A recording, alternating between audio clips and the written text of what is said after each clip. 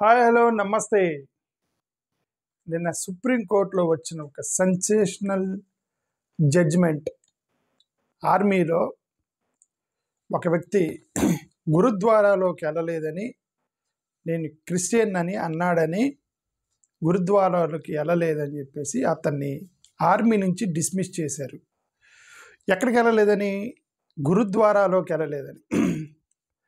పాకిస్తాన్తో యుద్ధం చేయడానికి వెళ్తావంటే నేను వెళ్ళలేదంటే నువ్వు డిస్మిస్ చేయాలి. అమెరికా వాళ్ళ మీద బాంబులు వేయంటే నేను వేయనంటే నువ్వు డిస్మిస్ చేయాలి.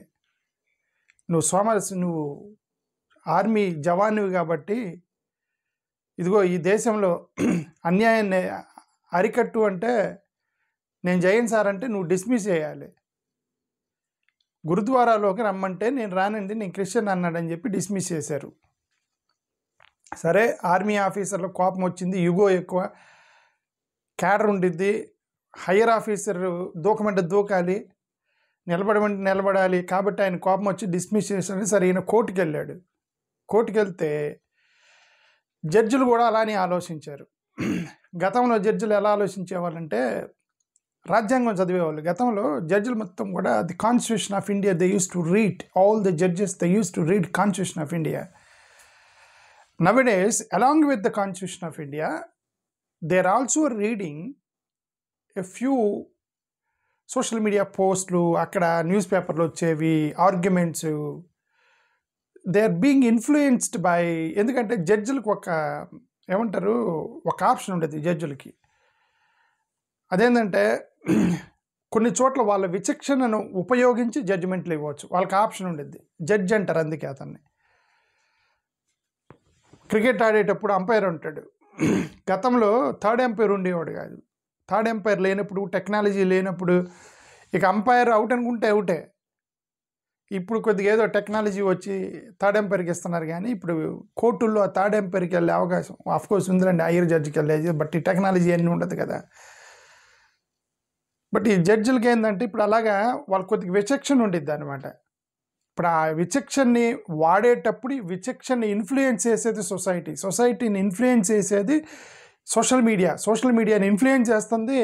ఇప్పుడు మన ఎక్కువగా ఉన్నటువంటి ఎన్డీఏ ప్రభుత్వానికి సంబంధించిన సంస్థలు, ఎన్డీఏకి సంబంధించిన పార్టీలు, ఇవన్నీ కూడా సోషల్ మీడియాలో ఇన్ఫ్లుయెన్స్ చేస్తున్నారు అందరినీ, ఇంక్లూడింగ్ పోలీస్ ఆఫీసర్లు, జడ్జిలు, లాయర్లు, టీచర్లు, మొత్తాన్ని కూడా వాళ్ళ యొక్క ఇన్ఫ్లుయెన్స్ అనేది 100% ఉంటుంది. Because there social media is stronger comparative with other social media. ఇప్పుడు నేనేమంటానంటే జడ్జి గారు కూడా అదే జడ్జిమెంట్ ఇచ్చారు. జడ్జి గారు అంటారు, నీ హైయర్ అథారిటీ చెప్తే నువ్వు చెయ్యవా, ఇదే నువ్వు నీ పాస్టర్ ఏమైనా చెప్తే నువ్వు అది పాస్టర్ దగ్గర పెట్టుకో, ఇక్కడ దాకా తీసుకురావద్దు నువ్వు దాన్ని. నీకేమైనా ఐడియాలజీ ఉంటే క్రిస్టియన్ ఐడియాస్ నీ దగ్గర పెట్టుకో, ఇక్కడ దాకా తీసుకురావద్దు. ఇలాంటి పదాలు వాడారనమాట. ఎవరు? జడ్జి గారు. ఐ థింక్ ఆయన chief justice of India Surya Kant గారు అయింది ఒక 2 డేస్లోనే ఒక sensational judgment and shocking judgment ఇచ్చాడు అనమాట.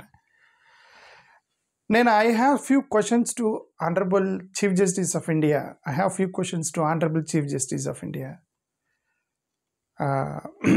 I have my doubts. Okay, I agree fully with the judgment given by Honorable Chief Justice, because అది తప్పైనా రైట్ అయినా once they have taken decision and we have to respect the Chief Justice and all the judges, we have to respect them.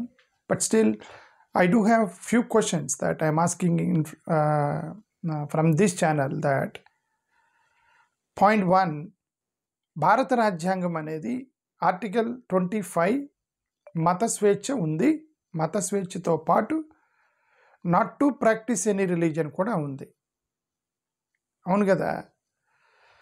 ఇప్పుడు మీరు అతను ఆర్మీలో చేరేటప్పుడు అతను ఏం వాగ్దానం చేశాడు, ఏం ప్రమాణం చేశాడు? దేశం కోసం నా ప్రాణం ఇస్తా, దేశం కోసం నా శత్రువులతో పోరాడతా, దేశం కోసం ఏదైనా చేస్తా అని ప్రమాణం చేసి అతను వచ్చాడు ఆయన ఆర్మీలోకి. ఫస్ట్ ఆఫ్ ఆల్, ఒక రిలీజియస్ ఈవెంట్కి వీళ్ళని ఎందుకు తీసుకెళ్లారు? ఒక రిలీజియస్ ఈవెంట్కి ఇతన్ని ఎందుకు తీసుకెళ్లారు? ఇతన్ని ఎందుకు బలవంతం చేశారు? అంత అవసరం ఏముంది అనేది ఏమో బట్ దాని బ్యాక్గ్రౌండ్ అనేది అంత కరెక్ట్గా నాకు తెలియదు. ఇప్పుడు గురుద్వారాలోకి పూజా కార్యక్రమం పెట్టారట, గురుద్వారాలోకి రమ్మంటే ఈయన రానన్నాడట.